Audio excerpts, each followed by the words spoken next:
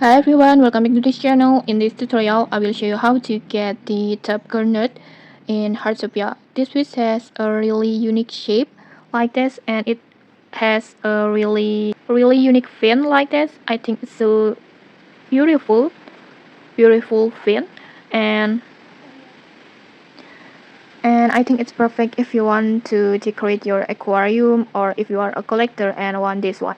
And to catch it, you need to go to the East Sea. You can fishing it at sea, and this fish can appear all day, but only spawns at the rainbow weather. So just go to the East Sea at the rainbow weather. Just go to this area. On the map, it's located on here. Just go to this area at the rainbow weather. And if you want a higher chance to get it, you can use Fish Attractor or Mermaid Perfume to increase the spawn rate. And okay, just keep fishing patiently and you will get this fish. And okay, that's it. If you found this helpful, don't forget to like, comment, and subscribe for more tutorials. Thanks for watching and see you!